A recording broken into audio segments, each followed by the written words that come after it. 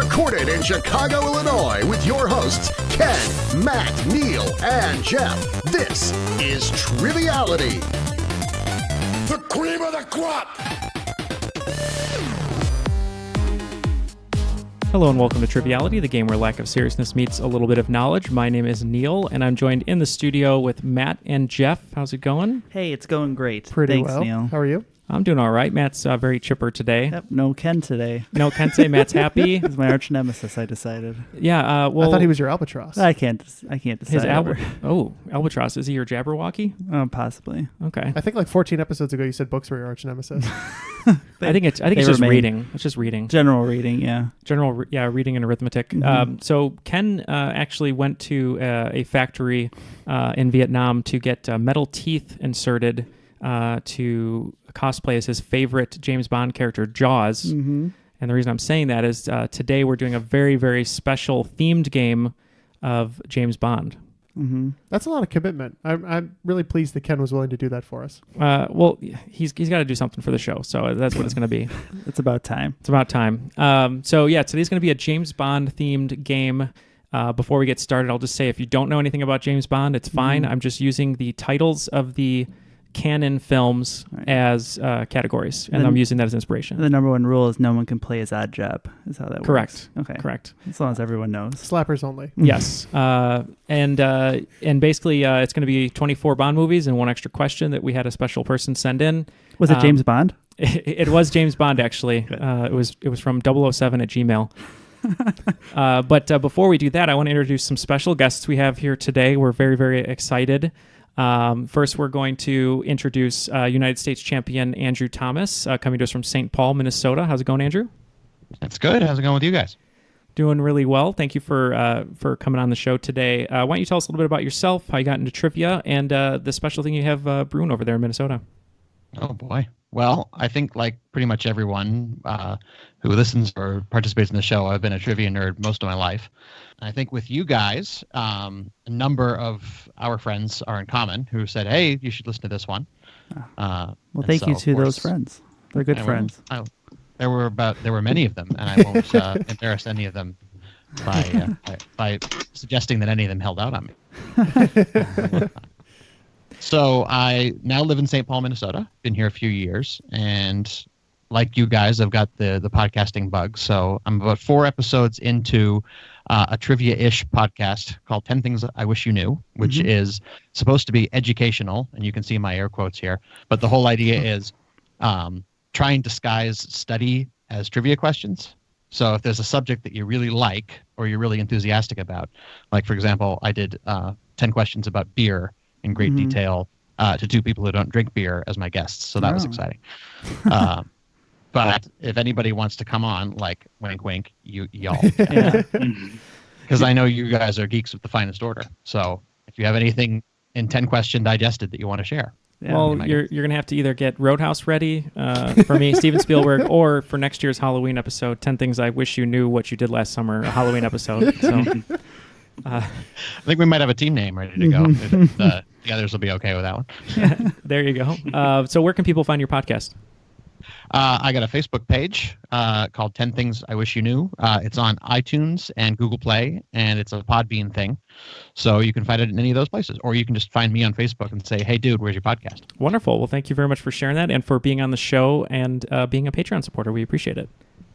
My pleasure. And joining us from Portland is our Intercontinental Champion team today, Doug and Kelly Bowles. How's it going, guys? Great. Hey, we're doing well. How are you guys?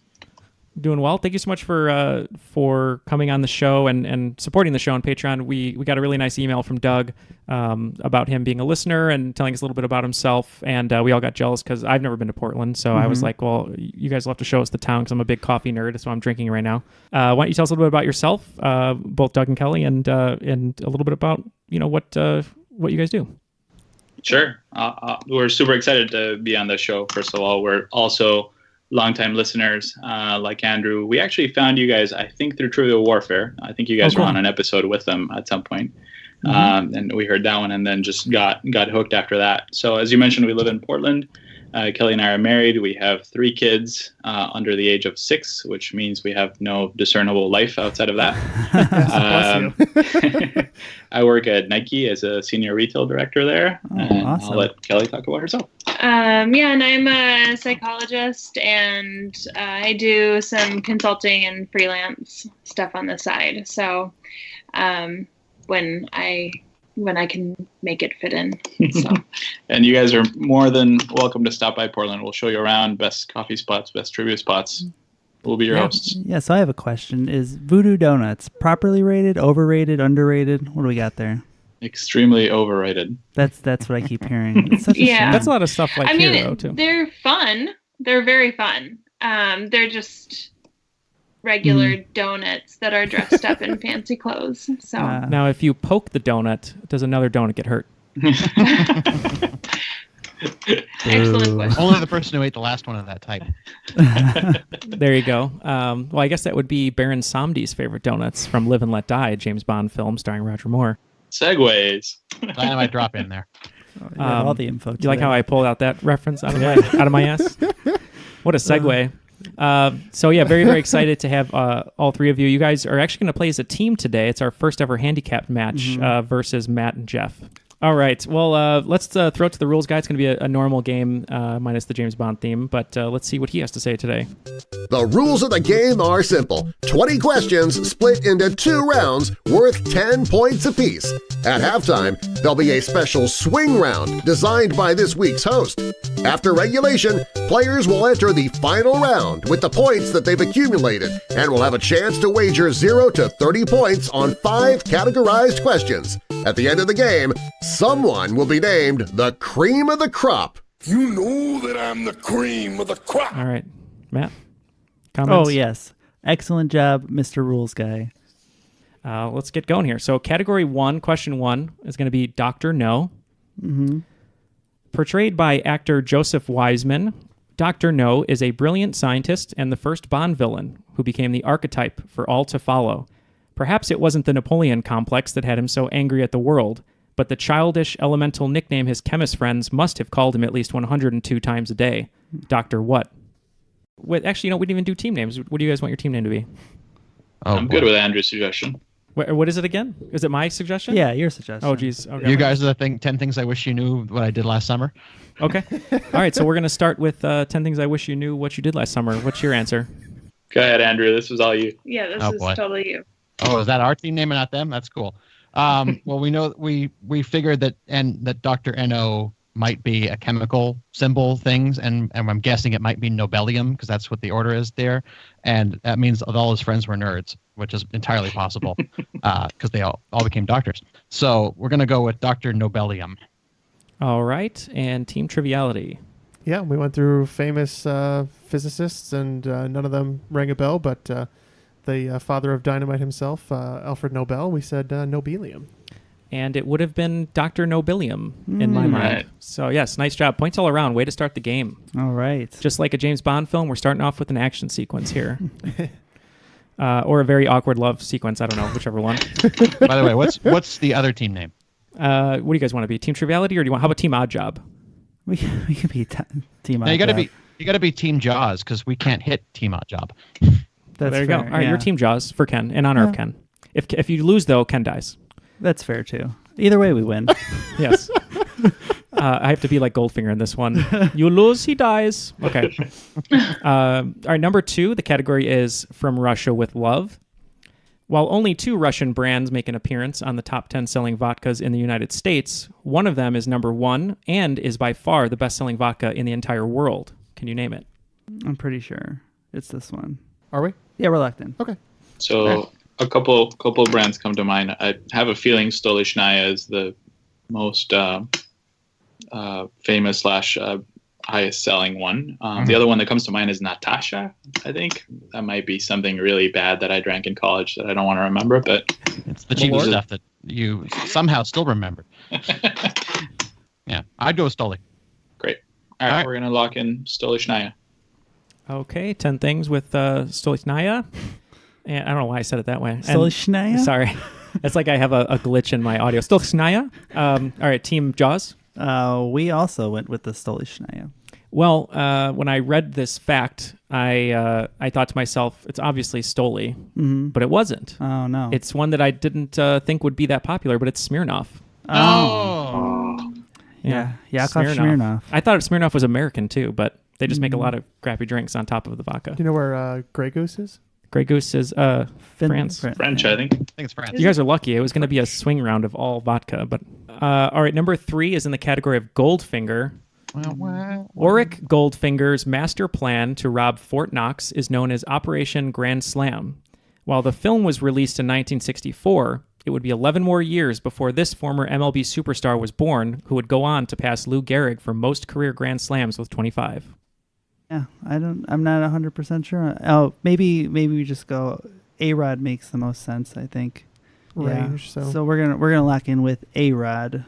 All right, and Team 10 Things, what did you put down? We also locked in with A-Rod.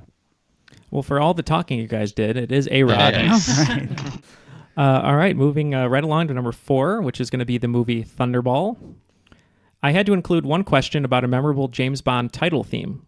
The theme for 1965's Thunderball was performed by a Welsh artist who shares a not-so-unusual name with the title of the 1963 Best Picture winner starring Albert Finney and the 1749 comic novel it was based on. Lately, he's been sitting beside Jennifer Hudson as a judge on The Voice UK. I know this. If I can lock it in. Go for it. Okay.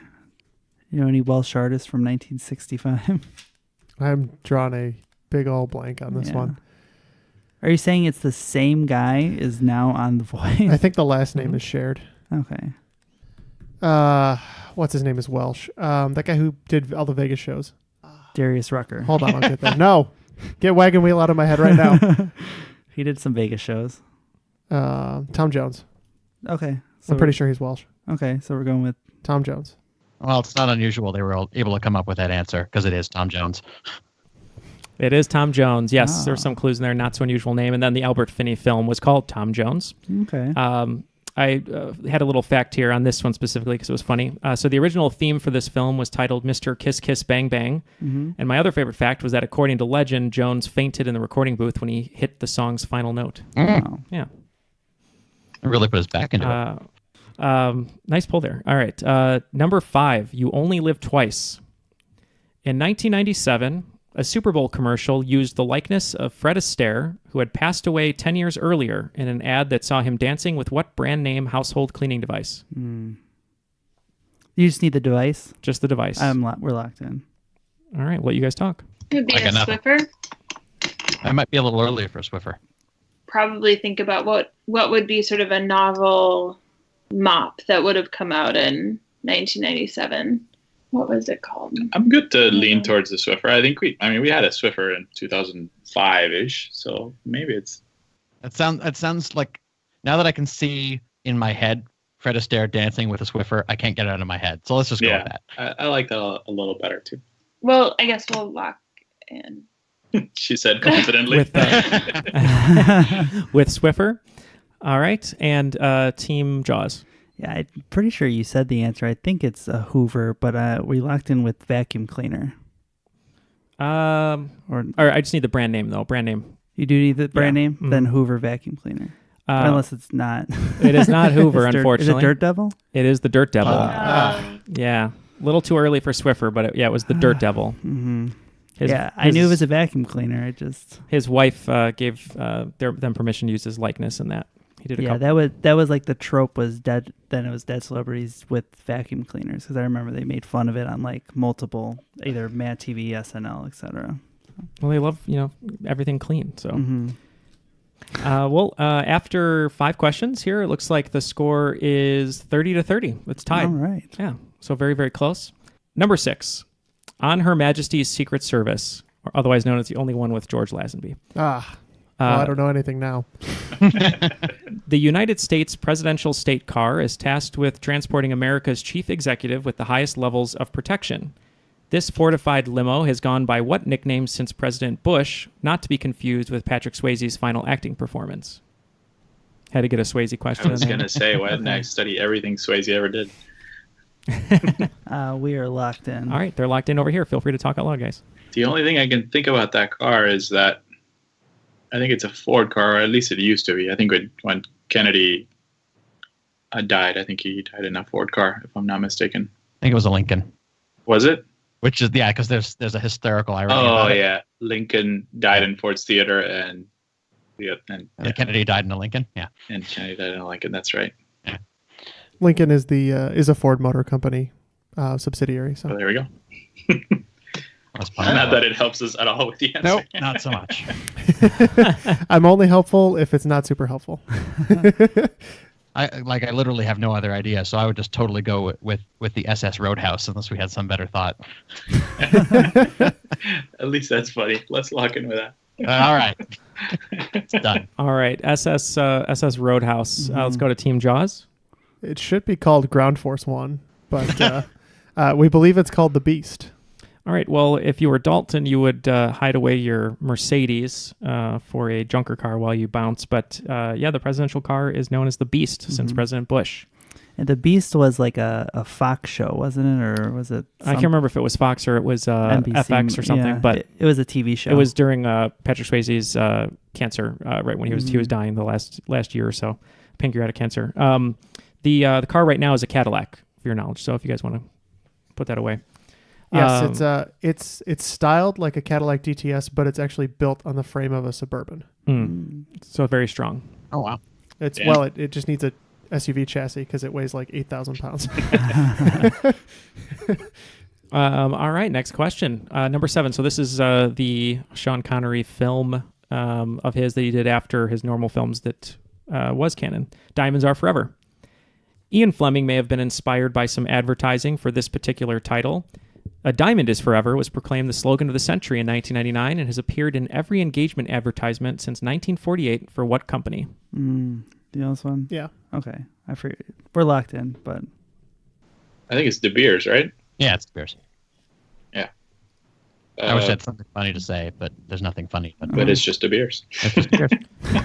So Nate, what do you got? Duh, Beers. I was going to say it. It is De Beers. Challenge accepted. Yeah. So Beers. I don't have anything other than that. I was just hoping someone was going to go De Beers. yeah. Proud of you, Jeff. Has anyone here shopped at De Beers? Never. I haven't. I've shopped for beers, but that's a whole other different thing. Okay. Yeah. Gentleman and a scholar. All right. Number 8 is Live and Let Die. One of my favorite theme songs here. Paul McCartney famously asked Weird Al Yankovic when he would parody one of his songs. Legally, Weird Al didn't have to ask an artist for permission, but out of courtesy, he came back to McCartney with a request. Yankovic was ultimately not granted permission by the singer, however, due to McCartney being a vegetarian and not liking the title of this song, a meat-infused rhyme of Live and Let Die. I've got this. You guys locked in? We can. I'm looking. Yeah. Go for it. Yeah. Okay. Yeah. Locked in. I believe this one's chicken pot pie. Yes. Okay. I believe that's correct. Oh, Weird Al, what a wordsmith. We are locked in with chicken pot pie. All right, 10 things. It is chicken pot pie, and I wanted to sing it, but no, you're not going to. You can. There's no singing on this show. We don't sing. Oh, that's fair. I don't want. You're welcome. I don't want Paul McCartney suing me too. That's fair. It's not. He can't. It's parody. Mm-hmm. It's true. All right, number 9, The Man with the Golden Gun. The Golden Gun was a favorite among players in GoldenEye 007 on the N64 due to its power. Seems like Rare, the developers of the game, agreed as they went on to create a similar style weapon in what follow-up N64 title and future series featuring an agent named Joanna as she attempts to stop an alien conspiracy by rival corporation Datadyne. I thought for sure it was Perfect You're thinking Dark. Perfect Dark. But because that is the It's like the follow-up. spiritual successor to. But it's by Rare. I think we can lock in with Perfect Dark. Okay. We'll see. Well, I think the recap was we dove back into our deep memories to try and remember, hey, what was that game that was like GoldenEye but wasn't? And and I think the name of that game was Perfect Dark. Mm-hmm. That's what All we right. came up with. It was Perfect Dark. All right. Nice. You're definitely right on the time frame though, because GoldenEye was like 98, right? Just about when I was yeah. tail And end of high and school, it was every party. Yeah. Yeah. And I kind of remember Perfect Dark was like 99, 2000 because I played it when I was in Australia in 2000. Mm-hmm. I played 2 games: Tony Hawk Pro Skater Of course. and Perfect Dark, like the whole time. So that is the most 2000 thing I've ever heard. Did you have your Mountain Dew Code Red? I did. Okay. It was super good. My family wasn't allowed to have video games growing up, so when I got to high school, we would play GoldenEye, and I would just die immediately, unless I was like hiding in a corner and not actually playing. So we do have a Switch now, and I just a couple of weekends ago lost my first Mario Kart race to my 6-year-old. So I wanted to die that day, but Yeah. Welcome to the club. Okay, so stories about fathers and their kids playing video games.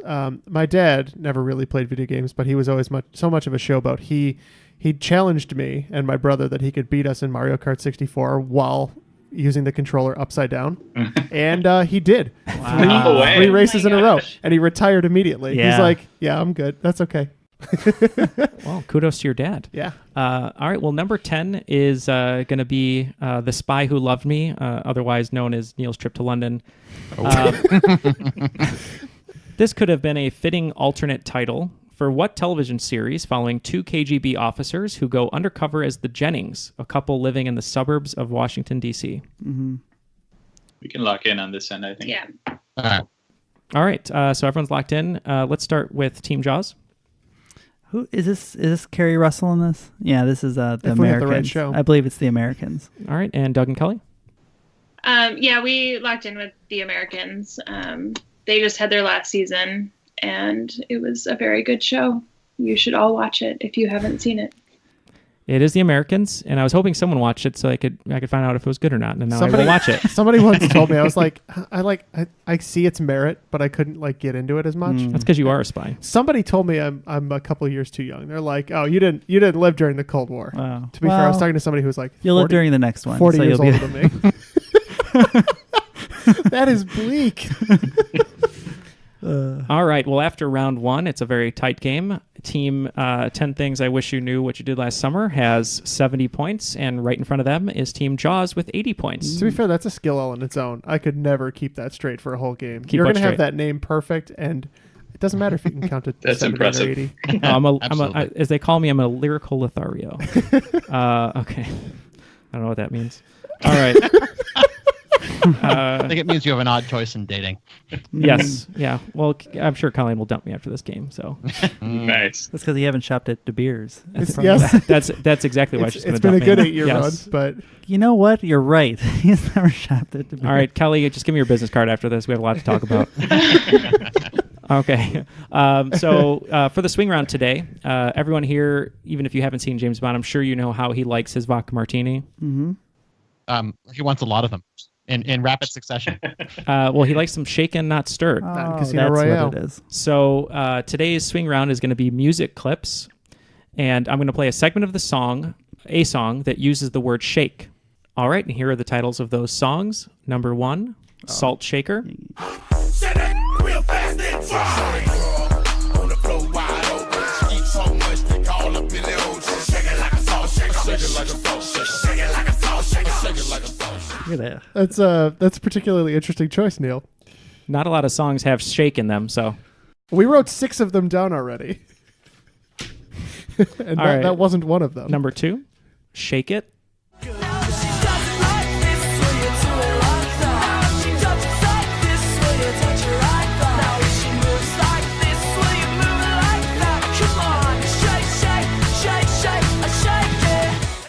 Number 3, Shake, Shake, Shake, Senora. Shake, shake, shake, Sinora, shake your body liner. Shake, shake, shake, Sinora, shake it all the time. Work, work, work, Sinora, work your body liner. Work, work, work, Sinora, work it all the time. Little theme here. Number 4, Shake It Up.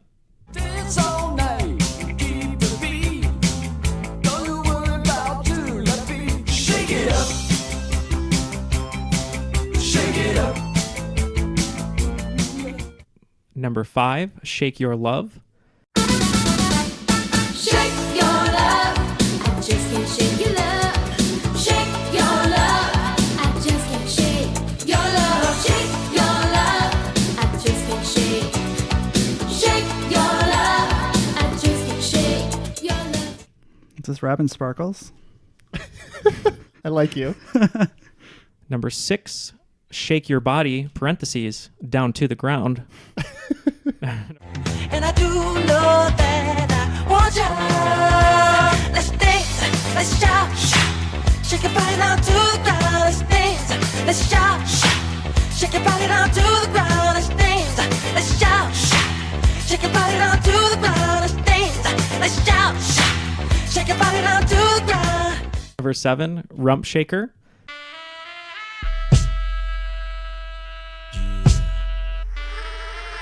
All I wanna do is zoom, zoom, zoom, zoom, and a boom, boom. All I wanna do is zoom, zoom, zoom, zoom, and a boom, boom. Number 8, Harlem shake. Con los terroristas.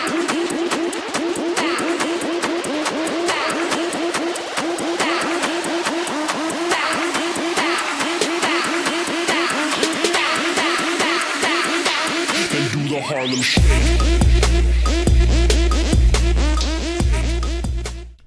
Number 9, shake ya ass.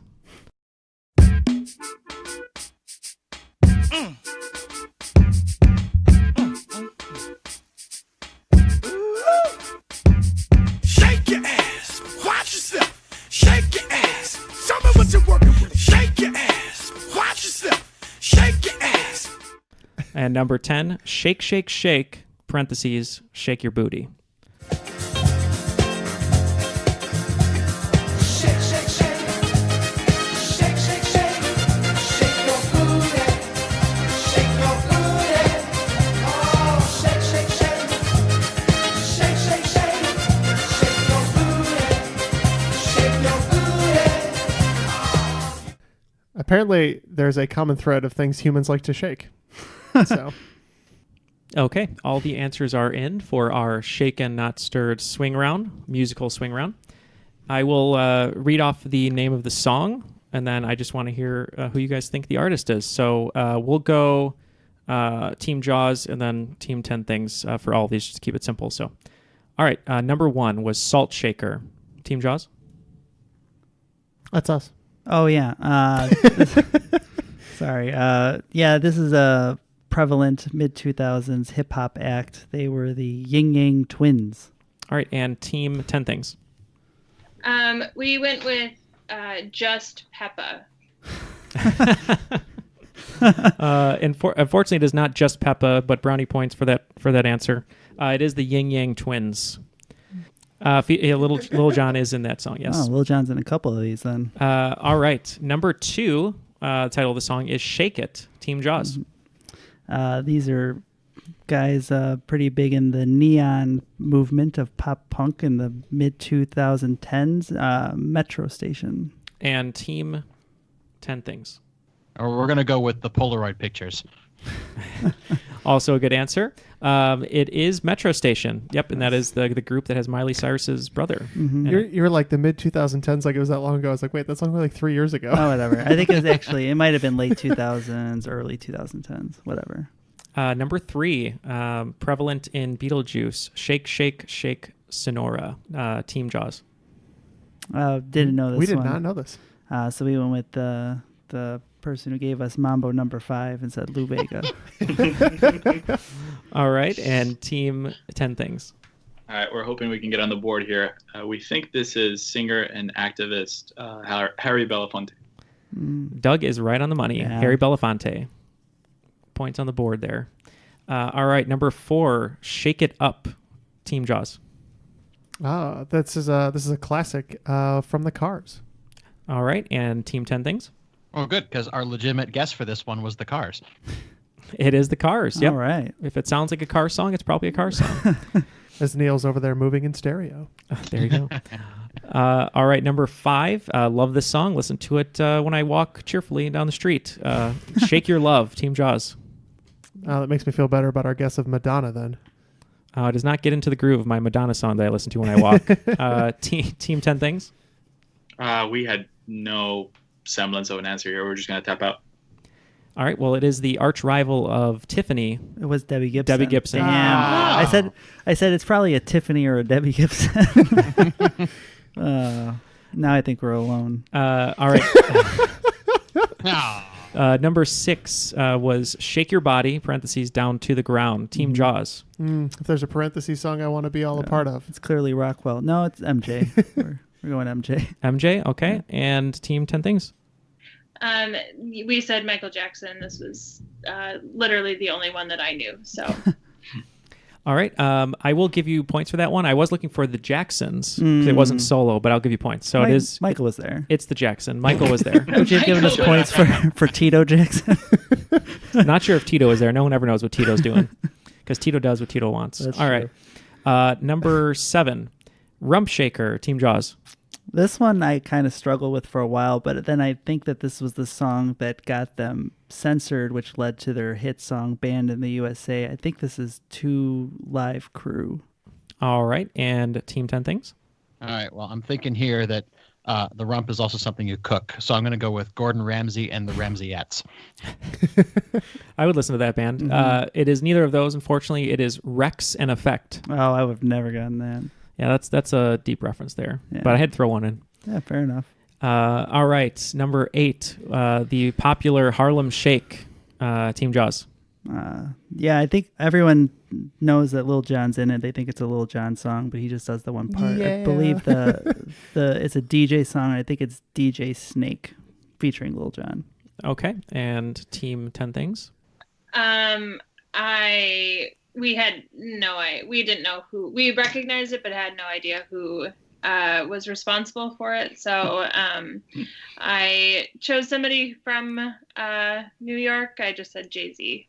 Okay. A little dust off your shoulder. It is not Jay-Z, and unfortunately, you're thinking of Turn Down for what, Matt? I am, yes. I am. The answer is Bauer. It's a DJ named Bauer with 2 U's. DJ Snake also did that song with Major Lazer that has the most ridiculous Bollywood style music video ever. But fair enough. It's just really gross twerking. Well, if this Facebook post for this episode gets 100 likes, we will make a Harlem Shake video. Okay. Deal. Throwing that out there. I have 99 friends. All right. I think we're going to have to do it. Number 9 was Shake Ya Ass, Team Jaws. Watch yourself, Neal. Children are listening. It's Mr. Cal with a K. And a Y. Mm-hmm. Okay. And Team 10 Things? Is this the one that started with Spanish at the beginning? That was Harlem Shake. That was 8. Oh, okay. Got it. We had no answer for this one either. Sorry. No, so it's Mystical. Mm-hmm. Yep, Mystical. What was the other song Mystical had? I he can't wrote remember. a few, but there's like another one that was not quite as famous. But He was such an iconic artist. I just can't remember. There's too many. Mm-hmm. I can't remember. We'll come back. Doug, what was the phrase that was in Spanish? I actually didn't even know that was in the song. I think he says "con los terroristas," which I think it literally translates with the terrorists. Oh wow! I'm not 100% Cool, okay. sure what he's referring to. But all right. As soon as I heard Spanish, I'm originally from South America. I'm like, all right, I can get this, but no, not there. Oh no. Yeah. Well, it's kind of weird that he put that in there. I mean, his name's Bauer. I guess maybe he's a big 24 fan. I don't know. All right. Final one of the swing round. Shake, shake, shake, shake your booty. Let's go to Team Jaws. Every one of his songs sounds the same to me. This is Casey and the Sunshine Band. And Team 10 Things. This is so far the first and only song I have ever roller danced to. It is by the Casey and the Sunshine Band. That sounds like a pretty sweet memory. You're going to have to tell us a little bit more about that. Yeah, tell us about that while we're tabulating the scores here. And it was me in a Gainesville, Florida roller rink all by myself when I said, hey, put on some Casey and the Sunshine Band. And they realized, hey, that guy's got enough booty to shake. So they just went with that. All right. Well, I mean, hey, if you have some time to shake your booty, you should shake it. The other Mystical song that you were looking for is Danger. Danger. Get on the floor. It's a great song. It's been so long. So many 8th grade dances I'm thinking of right now. I have many stories, but we'll we'll refrain. That's for Patreon only. We'll skip that one. Oh no, I was thinking of La Bouche. Sorry, I used to listen to La Bouche when I took. I can't say her name. When I went to a dance with someone, her mom put on La Bouche in her Dodge Stratus, and which was that? The "Wanna Be My Lover"? Yeah. Great song too. That was a great one. I was listening to that cleaning the other day. All right. Just casually while you're working. You do not want to have a camera here because it would be very embarrassing. Maybe we do. Maybe you do. We'd be rich. All right. After the swing round, it looks like Team 10 Things I Wish You Knew What You Did Last Summer picked up an additional 20 points, and Team Jaws picked up an additional 30, bringing our scores to Team Jaws 110 and Team 10 Things 90. So pretty good. Pretty close. So. I think that's Oh, right. yeah. I forgot to give me 5 for that one. Sweet. I got my math right. Okay.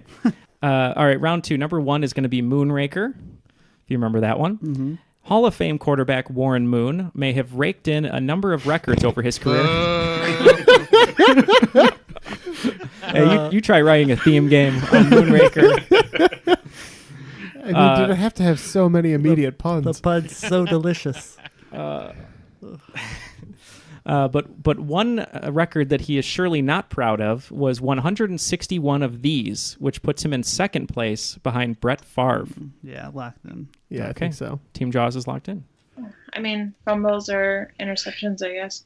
It could be that somebody other than a QB would have the record for fumbles, some running back or something like that. But 161 in a career sounds like a lot of fumbles for someone who played for like 20 years. I feel like it's also not enough interceptions for some reason. I was feeling like that too. If you play for 20 years, then that's 80 a year. So one every other game. Which is way too few, I think. My instinct is interceptions over fumbles, but you guys know football better than me, so I'll make the recommendation, but I'll give you guys the call. All right, I'm fine going picks. All right. We're locking in. The thing is, with guys that throw a lot of interceptions, they tend to not last long enough to get 100 and something interceptions. But when you're throwing as many touchdowns as these guys were throwing, they let you stick it out when you have your 26 touchdown, 15 interception seasons. I'm pretty sure it's interceptions. Well, he is in the Hall of Fame for the NFL and the CFL, which he might be the only player to have that distinction. But I think Kelly said it. It was fumbles. Wow. Yeah. That's a lot of fumbles. A lot of fumbles. That is a lot of fumbles. Warren Moon played 23 seasons, by the way, between the NFL and the CFL. All right. Well, number 2, For Your Eyes Only. This oft-adapted novel by Zora Neale Hurston, a central figure of the Harlem Renaissance, was written in Haiti while she was on a Guggenheim Fellowship and is seen as a seminal work in both African-American literature and women's literature. Yeah, we're locked in. I think it's Their Eyes Were Watching God. That's literally the only Zora Neale Hurston work I know. So We said the Zora Neale Hurston book that we thought was her most famous were Their Eyes Were Watching God. And both teams are correct. Their eyes were watching God. Well, number 3 is the film Octopussy. During pre-production of this film, Roger Moore considered retirement from the role of James Bond, so producers began screen testing other actors for the role, even including future Bond Timothy Dalton. One actor would have become the first American James Bond if he nabbed the role.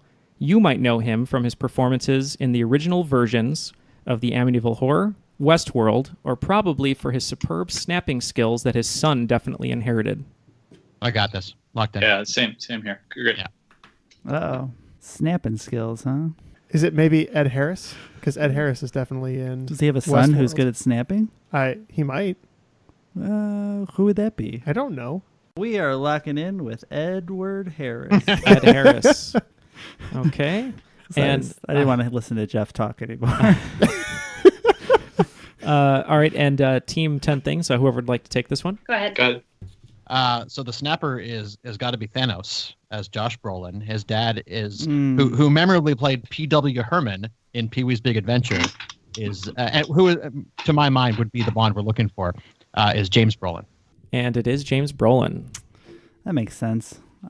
For snapping, I kept thinking of who's in the Addams Family, and it did not help at all. Yeah, he's great in Pee-wee. All right, well, number 4 is going to be everyone's favorite Christopher Walken supervillain turn in A View to a Kill. Oh my God, I did Tommy Wiseau. Sorry. I'm sorry. I did Tommy Wiseau for some reason. Tearing Anyway, me apart, Neal. you're tearing me apart. It's bullshit. Okay. I did not. All right. Number 4. During World War II, hundreds of thousands of Soviet women fought at the front against Nazi Germany on equal terms with men. With 309 kills to her name, Lyudmila Pavlichenko is regarded as one of the top military snipers of all time and the most successful female sniper in history. She is better known by what nickname given to her by foreign reporters that is also the title of her English-language memoirs published in 2018. So what is the nickname of Lyudmila Pavlichenko? I think we'll talk it out. Yeah. All right, the only thing I know about Russian snipers is the movie Enemy at the Gates. Okay. Was she in it? Not that I know of. Dang it. It was Jude Law, Rachel Weisz, and Ed Harris. There's that man again. No idea. Schvedshot. No idea. Okay, we're locked in then. All right, they're locked in. Feel free to talk out loud. All right. We're throwing around colors and animals and birds and stuff, trying to come up with a good one that we think works. I mean, I'm good with going with Black Widow. Yeah, I'm good with that too. All right. We're going to lock in with Black Widow. Okay, Black Widow for Team 10 Things and Team Jaws. Yeah, we didn't know, so this is just more of a shout out to one of my favorite shows, Glow, and we said Zoya the Destroyer. All right, well, no points awarded, unfortunately, on this one. Very fascinating life that I'm sure is going to be really interesting in her memoirs, but her nickname was Lady Death. Oh, Very straightforward. Thank you. straight to the point. Yep, straight to the point, just like the bullet that hit the enemy's head. All right, sorry. Yeesh. Yeesh. All right, number 5. Too soon? Andrew's favorite Bond movie here, The Living Daylights. I'm not going to beat around the bush or put my foot in my mouth with this question, but The Living Daylights is a phrase or an expression that has a figurative or sometimes literal meaning, and along with the previous phrases I just uttered, is known more commonly as what? These are ones that like I feel like I should have looked up at some point in time. I was trying to do a vocab question because we're terrible at vocab questions, Yeah. and it seems this is going to This continue is to be the not norm. making me better. Yeah. You were correct. We are not good at these. That is correct. Church lady. It is. I was doing Chris Farley from Billy Madison. Right. Whatever. They're all the same. I'm actually impressed that that's only come up 6 times in 80 episodes. Oh, What? I could do that every day. I know you could. Yeah. That's why I'm impressed. I can't remember what an aphorism is, so we said aphorism. Okay, and who had it over there at 10 Things? Was it Doug and Kelly? No. We all Andrew, go. we all agreed on something. We went with Archer's favorite term for a colloquial metaphor, and that would be idiom. It is idiom. Yes. Nice. I feel like a real idiom right now. We can't change horses midstream. Tied up. Tied up for the final 5. Neck and neck. Neck and neck, that's right. An idiom. Well, don't count your chickens before they hatch, guys. No. Well, we haven't put all our eggs in one basket. All right, there's too many plates spinning here. Okay, license to kill. In the majority of the United States, the minimum age for unsupervised driving is 16. The youngest legal drivers in the country are 14 years and 6 months old in this state that's officially nicknamed after a memorial but was originally known as the Coyote State. Seeing something about North Dakota kids can get their driver's license at 14. North Dakota is the Peace Garden state, which is named after the Peace Garden, which is a memorial. So it'd be North Dakota. Okay. Did we just do a smart thing? Yeah. I like your answer, Kelly. Yeah. I like your answer. I just don't. I know that they're the Peace Garden state, which I'm unsure Yeah. if it's a Qualifies as memorial, and I'm not sure if they've ever been called the Coyote State. I mean, and yeah. I mean, memorial to me, like obviously you think of war, death, Or type something of stuff, honoring right? Yeah. somebody. Yeah. That's why I like Peace Garden specifically. All right, let's go with that. Let's go with it. Lock it in. Okay. So we're gonna go with North Dakota. Mm-hmm. Okay, and Team Jaws. So we locked in with North Dakota. Good looking out there with the Peace Garden State, the memorial there. But the answer was said. It was somewhere Jeff visited with his family recently, South Dakota. Oh shoot. So Mount Rushmore is a memorial. We were so Oh, okay. close. Mm-hmm. Yeah, it's known as the Mount Rushmore State. Mm-hmm. Yep. Current nickname is Mount Rushmore State. Yep. Yeah. And before it was Coyote State. I knew it was one of the Dakotas. I thought it was North Dakota. You guys were right around there, very close. Now we're going to enter into the Kelly realm of Pierce Brosnan. GoldenEye. You'll find this symbol on the seal of the University of Mississippi or the reverse side of the Great Seal of the United States. You might even call Melina Kanakarede's character, Dr. Sidney Hansen, the same thing. And I'll specify a TV character to help you out there. We got locked in. So we're chatting a bit, trying to figure out University of Mississippi. I've said is the University of Mississippi. Running Rebels. So you said Shield. Do you want to just lock in Shield? Sure. That's a thing. Okay. Team Jaws locked in with S.H.I.E.L.D. and Team 10 Things. I mean, we knew what you were talking about, the eye that's kind of on the top of the top section of the pyramid. From my recollection, it's a Masonic symbol, but we couldn't remember exactly what it was called. So we went with the all-seeing eye. Sauron. The Sauron. Sauron. That one's for Neal, because he loves that movie. He does. Neal's favorite movie trilogy is The Lord of the Rings. No. He can't even play along. That's how much he detests it. All right. Well, Kelly was very, very close to the answer that I had, but I believe that is also known as the same thing. So the answer is the Eye of Providence, or The all-seeing Doctor of eye. Providence. And Dr. Sidney Hansen is the lead character on Providence. Yeah. Yep. Elena Kanakrides of CSI New York fame. Oh. Or of Providence fame. Or Providence. All right. Number 8, Tomorrow Never Dies. In the world of musical theater, it seems as if the song Tomorrow from Annie will never die. I was going to make you tell me how many times she says tomorrow in Tomorrow, but I did not subject you to that. Thank you. The optimistic earworm anthem has been performed since the early 70s and was composed by Charles Strauss, who is no stranger to creating musical theater earworms. As I sat behind a drum set in the pit orchestra for this musical, I was victim to the earworm you're about to hear in this audio clip. After it's done, I want to know what 1960 musical it comes from. Yep. We love you, Conrad. Oh, yes, we do. We love you, Conrad, and we'll be true. When you're not near us, we're blue. Oh, Conrad, we love you. I dated a girl who was in this musical, and I heard this song like 100 damn times. The great Matt Bino called his shot on that one, writing it down before we even heard the... Yeah, we're locked in. I think we're good We've too. got it. Yeah. Go for it. Bye Bye Birdie. And Team Jaws? Yeah, definitely Bye Bye Birdie. It is Bye Bye Birdie. Number 9, The World Is Not Enough. True. The world was certainly not enough for one incredible woman, an astronaut recently retired in June of 2018. Her list of records and accomplishments could be a segment of its own, but she was the first female commander for the ISS and holds the record for most days in space for an American astronaut and the most for a woman of any nationality. Who is this inspiring woman? This is. I feel like, Jeff, you know this one, but you don't know it, right? Exactly. Yeah. I should know Like you've it. seen the name. Yeah, I should know this. And I'm sure I've heard it. And I don't know. Mm-hmm. So we got nothing. All right, so they're tapping, Team Jaws. And what do you guys have over there at Team 10 Things? Well, we're going to name an awesome female astronaut, not knowing whether or not it's the correct answer, just so we can shout out an awesome female astronaut. And her name is Dr. Mae Jemison. She is a very awesome astronaut, but is unfortunately not the correct answer. The correct answer, someone who's super inspiring, make sure you look her up. Her name is Peggy Whitson. That's her name. Yeah. Peggy Whitson. Writing it down. All right, final question of the second round and of regulation. It's going to be in the category Die Another Day.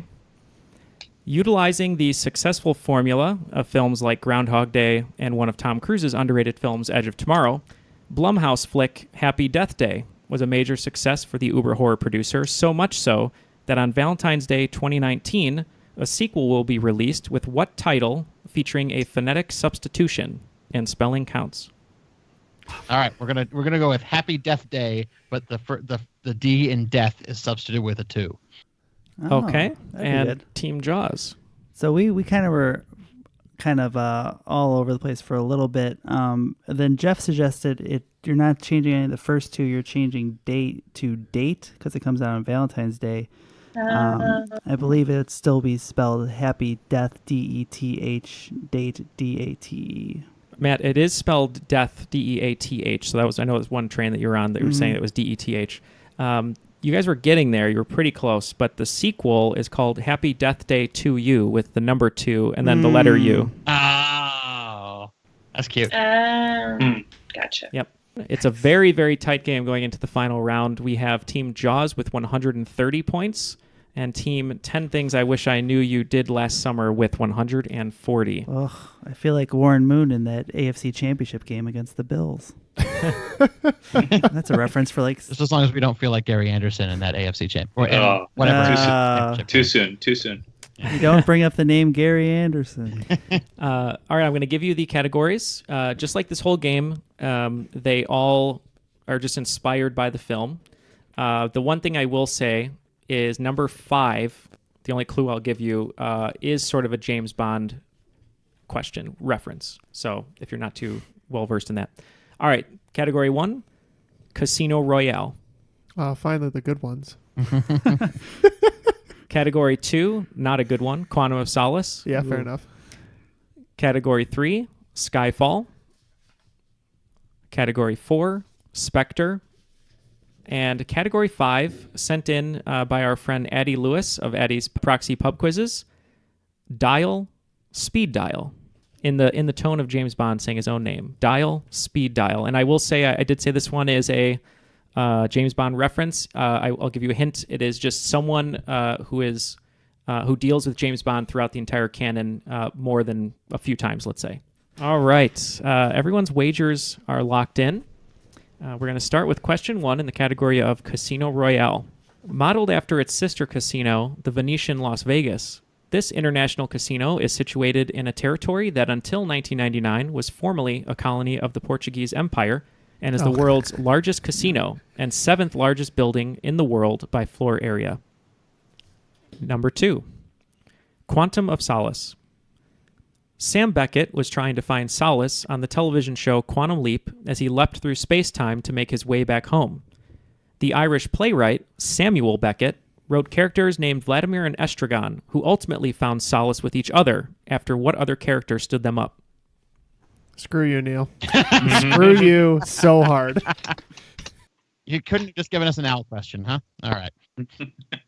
Number 3, Skyfall.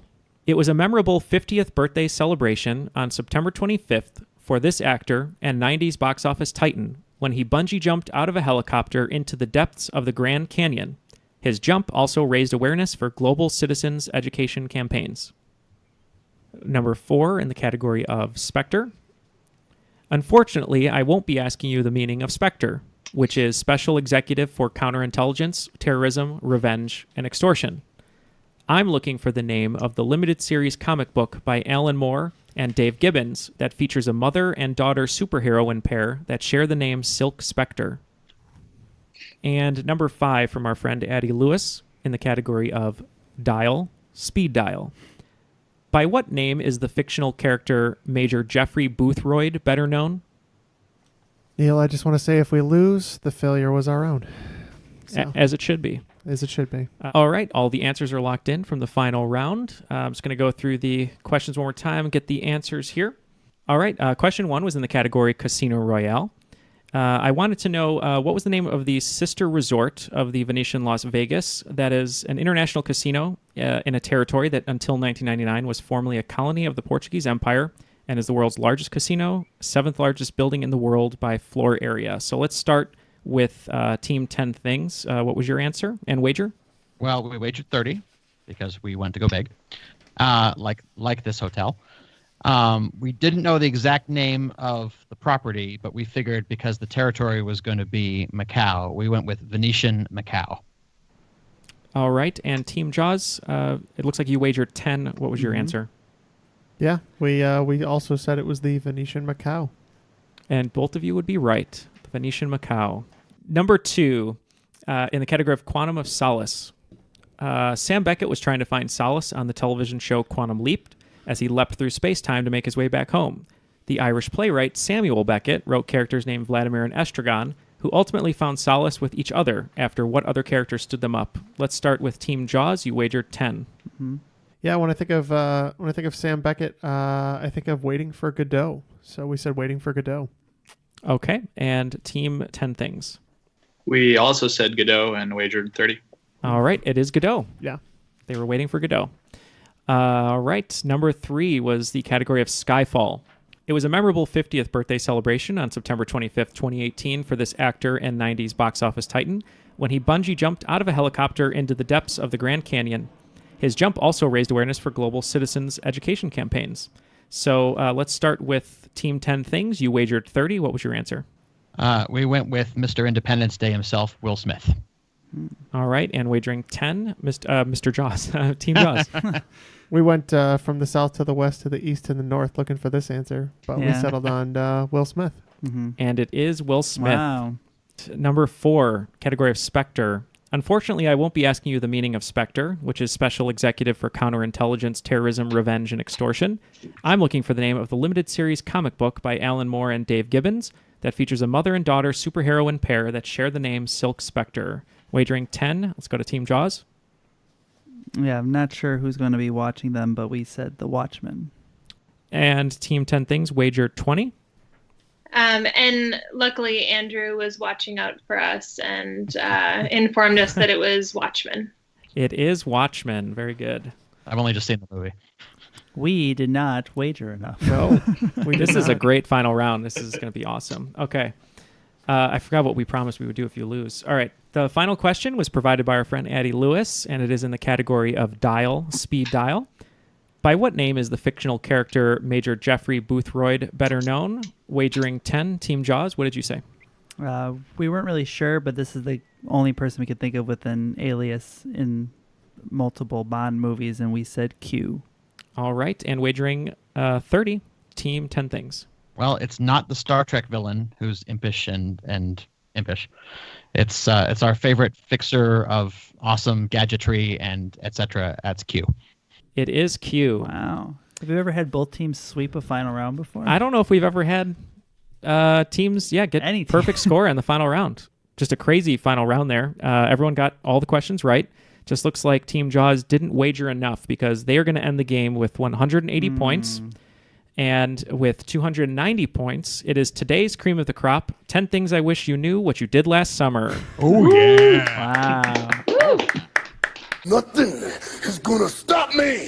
Nothing's gonna stop me. Great job, everyone. Yes, our points were not enough. So if I do remember, since I did remember this, it looks like we're going to be doing the Harlem Shake if we get 100 likes on this post. And Jeff is buying me a pair of Nike Cortez. I did not say I'll do that aside from the Harlem Shake. I'm not in for that. Okay. So let's I will throw money at you, but let's start with Andrew. Why don't you tell us again where everyone can find your podcast, and if you have any other last words for playing an awesome game today. Well, first of all, I'd like to thank Doug and Kelly, who are an excellent team. It was a pleasure to play with them. Coming up big in at least a couple of places where I was just, okay, good night. You can find the 10 Things I Wish You Knew podcast on iTunes and Google Play. And you can just find me on Facebook if you're friends with these guys, because, we occasionally cross-post on stuff.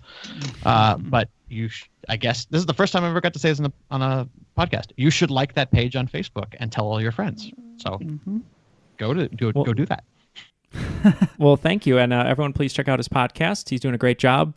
He's 4 episodes in, and it's only going to be getting bigger and better. So thank you very much, Andrew. And also thank you for being a Patreon supporter at the United States champion level. Thank you, gentlemen. Yeah, thank you. And a big thank you to Doug and Kelly Bowles. Any last words from you two? Anything you'd like to plug? Anyone you want to say hello to? No, huge thanks to you guys for having us over, and well done, Andrew. He's being super modest. He actually carried the day for us here, so super well played. No, we had a great time. I think it's good timing. We have a 6-year-old taking care of a 3-year-old and a 10-month-old downstairs, and that's probably not good for anybody. So Yeah, that's why we try to make these shows quick, so you can get back and figure out what happened there. get back We on the don't important actually, things. please don't send child services. What are your kids' names if you want to say hi if they ever listen to this? We'll say hi to Lucas, Matthias, and Javi. So, and Lucas, we're excited for you to start joining us in trivia. yeah, we get to take him to pub trivia tomorrow for the first time. Oh, Very sweet. nice. It's Awesome. not at Start an him young. actual pub. It's at a Pub-ish. restaurant. It's cool if it were, because pubs are Again, fancy don't places. send child services, please. Well, yeah, child services, the one person who listens to our show, just stop listening. Everything's fine. Well, yeah, best of luck at Pub Trivia tomorrow. Thank you so much for being an Intercontinental Champion, all three of you, for supporting the show, just because, as we say, we couldn't do the show without the help of our patrons. You guys can sign up to join them at patreon.com/trivialitypodcast. The not quitting after 2 months had nothing to do with money coming in. It was that people that we didn't directly know started listening to the show. Yeah. And so that means a lot. So if you know anybody who doesn't already listen to the show and you just want to tell them to listen to the show, that's the best advertising there is. So Our first patron that wasn't related to Neal, that was when I knew we made it. You're going to get family members of mine listening after this one. So Yeah, same here. Same here. All right. Well, thank you to all of our guests, to Doug, Kelly, and Andrew, and for Matt and Jeff in the studio. And Ken, I just hope that you have a lot of Novocaine and antibiotics before you come back here. My name is Neal, and that was Triviality. Oh, so 80-70, my bad. See, that's why I'm so terrible at math. Okay. Because you can't add up tens. Yes, I know. I'm sorry. that's why we only ever wager in like 5s and 10s. It's mostly for my benefit. All right. I'm not coming up with anything else other than the ones we've got. So I think we should be funny. Okay, let's be funny. All right. For the record, that is the understated goal of this podcast. If you can't be smart, be funny. I don't think there's anything understated about it. That's fair. You know what? That might just be our whole goal. Just try to be funny with some trivia.